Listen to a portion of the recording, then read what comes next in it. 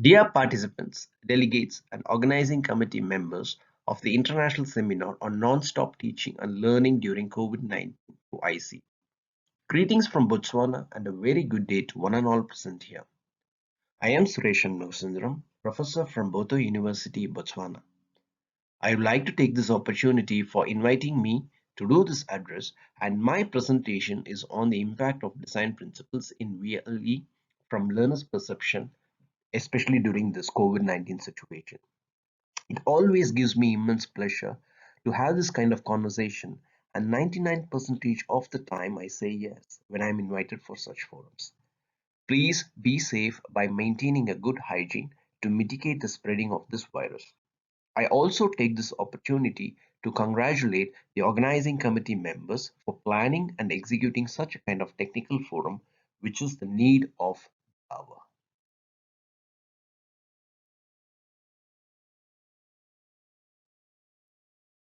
Okay, let me start with the address, the actual purpose of being here.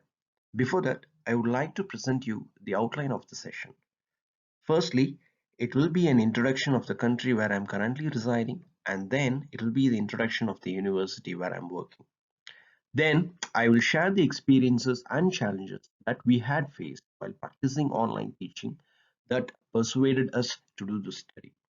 I will also present the aim and the questions that were deduced from the observations made. Since my area of interest is in interaction design of web-based products, I will also be providing few examples of design principles relating to VLE. In this case, it's a blackboard.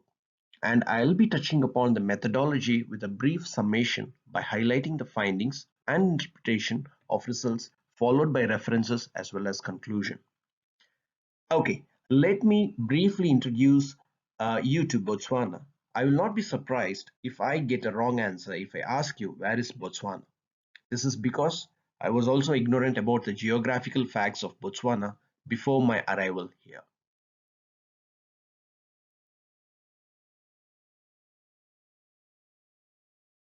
As some of you might have guessed it correctly, Botswana is in Africa.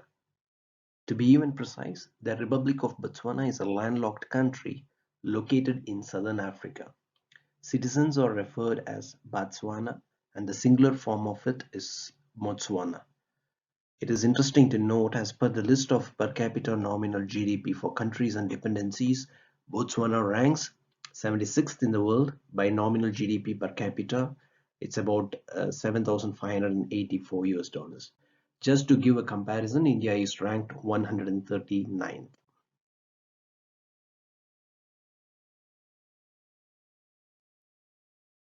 Please note that there are 10 districts, with southern districts majorly populated, and about 86% of the country's income is from diamond mining. Yes, the country is economically strong and the population is low, which is about 2.3 million. In terms of the country's vision towards education, the government felt that the education and development are indispensable, and hence the students are sponsored to pursue tertiary education and higher education. When I say sponsorship, it includes tuition fees, living expenses, and allowances for buying books and stationery.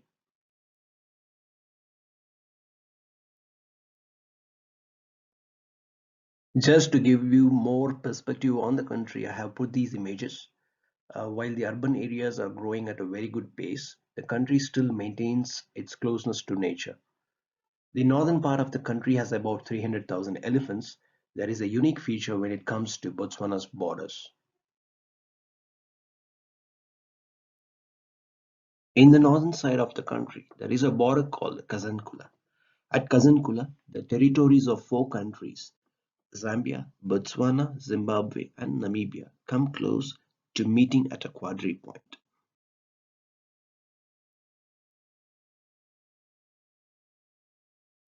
In fact, I have visited that quadripoint, which is located in the river. Another interesting point is that this river, which is called the Zambezi, is the main source for Victoria Falls.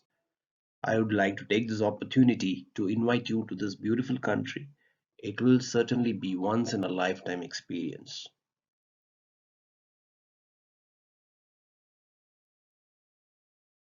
The university where I'm working is Botho University. Botho University is Botswana's largest private technical education provider, founded in 1997. We have established campuses in other countries like Lesotho, Namibia, and Eswatini. In the picture, you are seeing the aerial view of the Gaborone campus, lecture halls, graduation ceremony, and a shopping mall called the Game City, which is at close proximity to the university.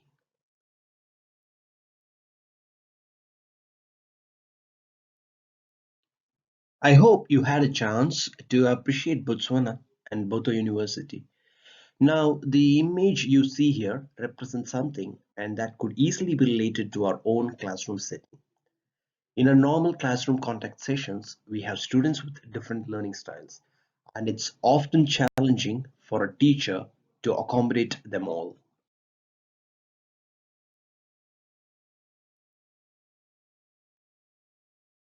Adding to this, the current scenario, due to the pandemic, has dropped the overall cash flow to 16% and has opened up avenues towards virtual workplace, including the academic.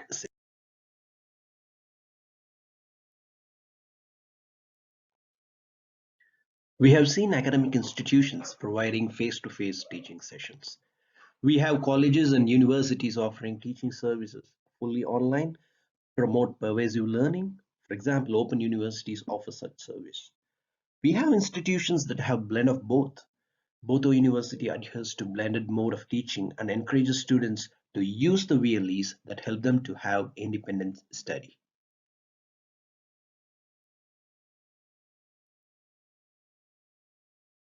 However, it becomes even more challenging when the teaching and learning is practiced in a virtual setting.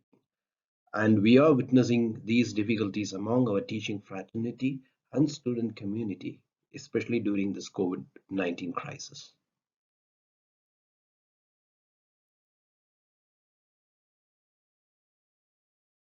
There are common difficulties faced by the learners, both in physical and virtual setting, where different teaching approaches are not attempted due to lack of time and also because of a stringent lesson planning and milestones that has to be achieved within the stipulated timeline.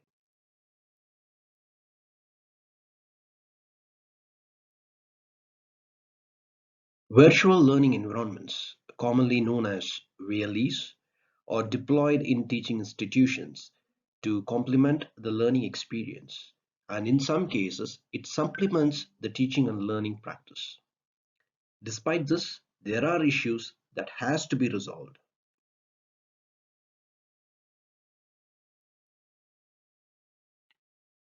Students' lack of participation is a challenge faced by teachers both in face-to-face and virtual setting. However, the face-to-face session helps the teachers to have a personal discussion to understand the issues faced by the students. Remember, the issues could be study related or other societal issues. Some common reasons that hinder their progression are lack of required infrastructures, that could be computers, internet, bandwidth issues, difficulty in adapting to independent study. It is clear that majority of learners are affected due to the sudden COVID-19 scenario, as the time required to set up the infrastructure was not enough.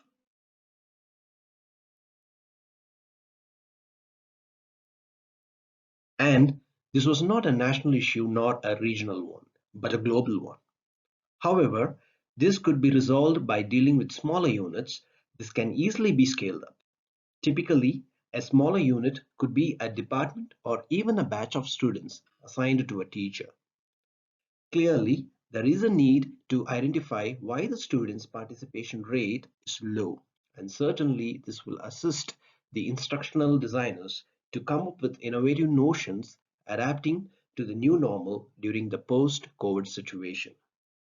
The retention report from Blackboard for few modules were observed for a week during the initial stages of lockdown for student participation, and about 55% of students did not participate.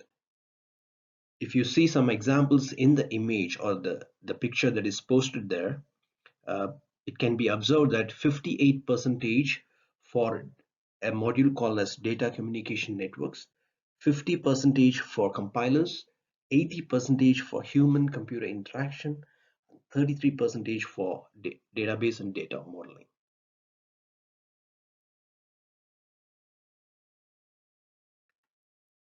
A mixed approach in collecting the data pertaining to student participation was adhered for this observation. A simple activity chart was sent to the teaching staff to record the learner's participation that required only yes or no response.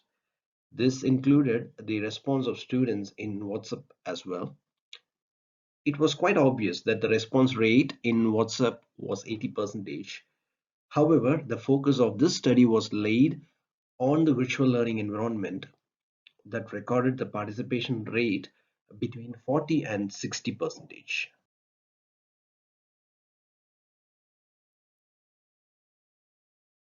The evaluation of a virtual learning system like the Blackboard is an important exercise to recognize the requirements of the learner. As such, the aim of the study is to assess the current level of usability of Blackboard among various student groups. Since the study focused mainly on the design principles, let me give a brief about these principles and how they are applied in the virtual learning environment.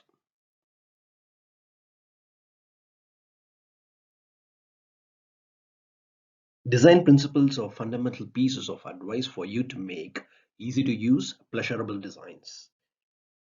Visibility is the first design principle, and it is a rudimentary principle emphasizing that more noticeable an element is in the interface, the more probable the users will be aware of them and how to use them. In the figure, you can see the status of device and the possible actions. It's a car dashboard. Car controls are positioned in a way that they can be easily found and used.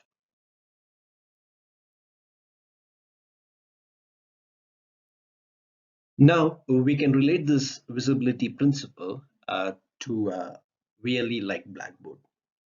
Again, in the image, the Blackboard provides good visibility of all required components. The ability to apply this principle is realizing that not everything can be made visible because it will ultimately clutter the interface, and instead need to rank the interface elements in terms of relevance and place them.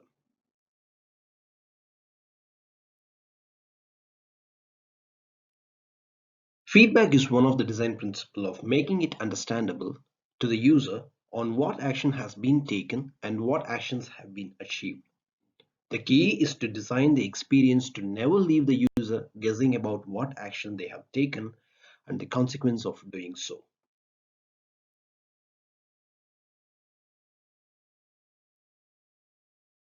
This could be an error message or a simple label that guides the user to accomplish a task in Blackboard, such as assignment creation, submission, and grading of marks. The interface shows the error messages and pop-up dialogues that guides the user on how to proceed further. The key challenge while following to this principle is that the lecturers sometimes may not use appropriate settings that could validate the actions of their learners.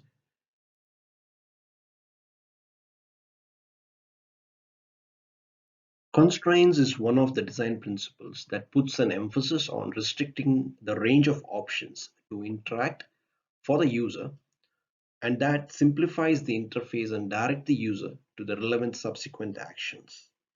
In first example, the USB slot is designed in a way where the user can plug in a specific way. And in the second example, the slot is designed so that the user will minimize the error when inserting.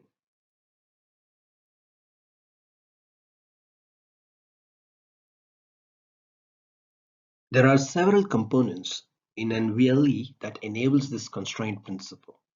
For example, the adaptive release feature provides the facility of setting various constraints to the student groups.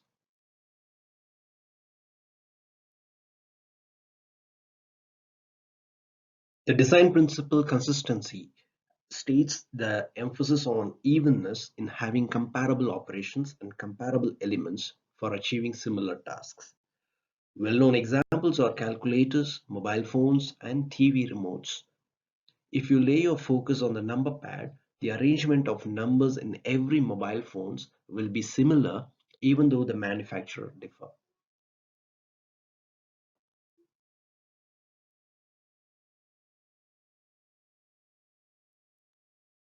In the Blackboard interface, there are several elements marked as A, B, C, D, and E. Element A, marked in the figure, is My Blackboard and the user menu that are available everywhere in Blackboard Learn. Element B displays relevant course data from all of the users. Element C shows all of the modules on My Institutions tab, and this controls which modules to appear on student page. Element D is the Add module that is used to see the list of modules offered in a semester. Element E is the Personalized page that enables the users to customize their page by allowing them to change the color scheme of the page, and this provides an instructional designer to have good designs.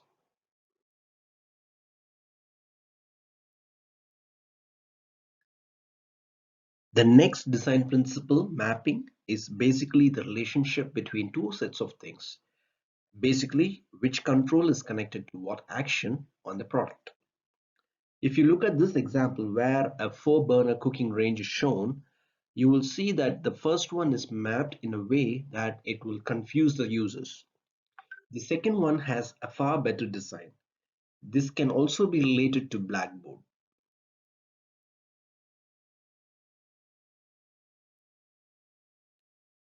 In Blackboard, the controls links are placed in a way so that the users can easily relate the control and its related action.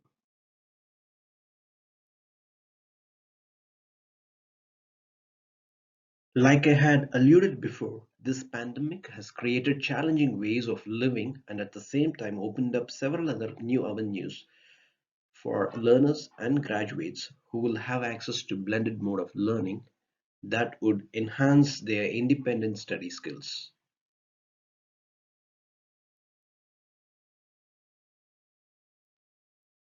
The big question to be answered by us is that what is that we have to do to enhance the learning experience and to support students to achieve their graduate skills.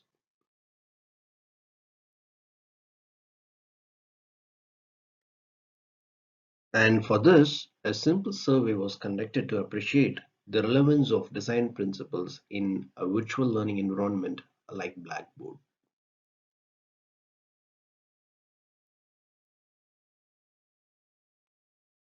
The target population for this study were those who are using Blackboard for learning purposes. The population for the study consisted of around 1,000 students who enrolled with active status and a number of registered users of Blackboard VLE.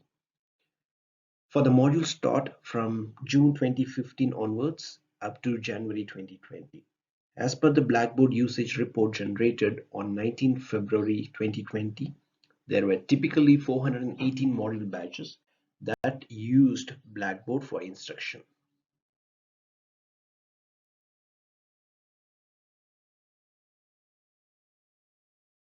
The procedure then required the completion and signing of a waiver and ethical clearing documents.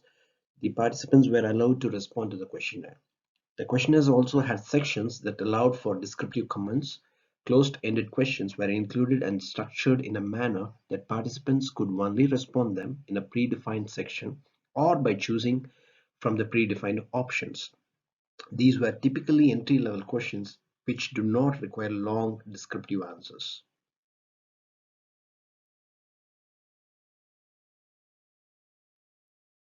All the ethical considerations that is required to conduct the study was adhered to, and as a first step, an application to the research permit was made to the Department of Research, Science and Technology, Botswana. All these were carried out using technology adhering to the social distancing guideline prescribed at the national level. The findings were quite interesting.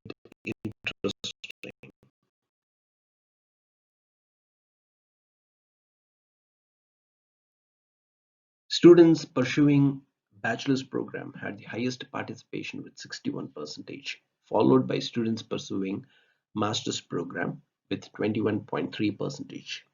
The remaining contribution were from students doing professional diploma with a 10.3%, diploma with 2.2%, postgraduate certificate with 1.5 percentage, and postgraduate diploma with 3.7 percentage.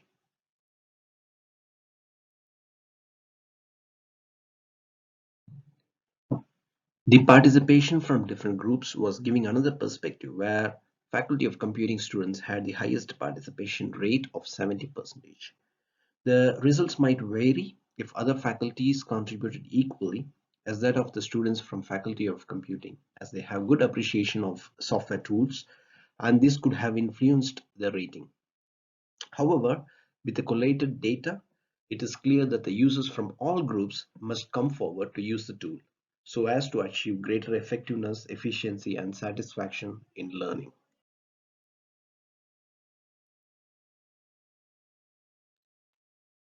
The students had given a positive response when asked about the adherence of design principles in Blackboard.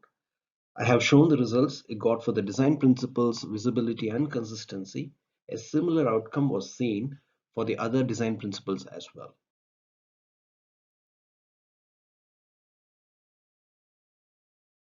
For the questions pertaining to identifying the completion of tasks like uploading assignments and achieving the objective when participating in discussion forums in Blackboard, about 40% and 60% of students indicated as easy respectively.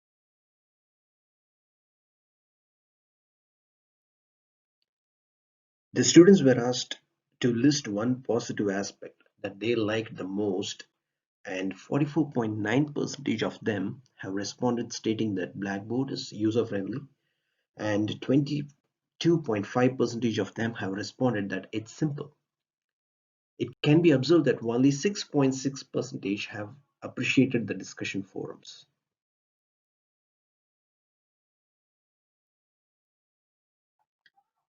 When the students were asked to list the negative aspect of Blackboard from their experience that could hinder them to use Blackboard, 33.8% of students expressed that face-to-face teaching is better when compared to the online discussions, and 27.2% of them claimed that internet bandwidth is not adequate to use it effectively.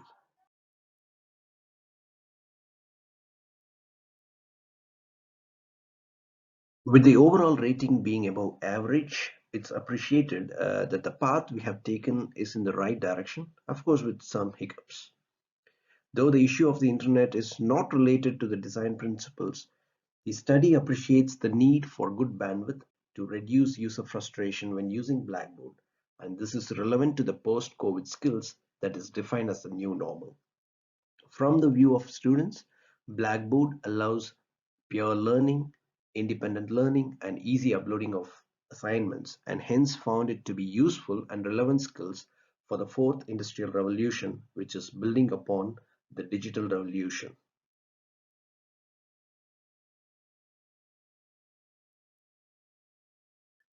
We all know what we should build for the new normal. This study is a small step, however, believed to be a giant leap. Hence, the recommendations, thanks to this study, will be useful, and the suggestions that were deduced from this study is to have an extensive online training to students on VLE usage and staff in terms of usage and on instructional design, and also to conduct an extensive study to compare various tools that are being used at different institutions around the world.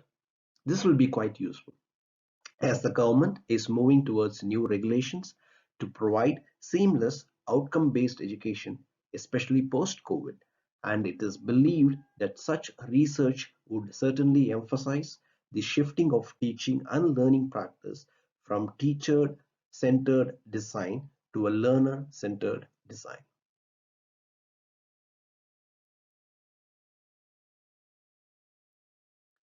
I will be happy to be a part in such research proposals. Please have a look at references that were used for this study and for this presentation.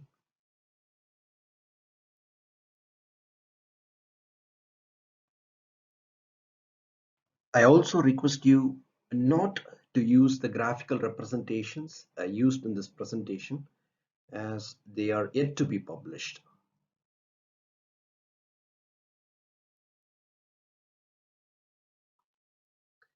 That's all I have. Thank you for your presence. I'm happy to get your queries, though I'm not aware of the time. Please feel free to email me should you have any. Stay safe, have a nice and safe weekend.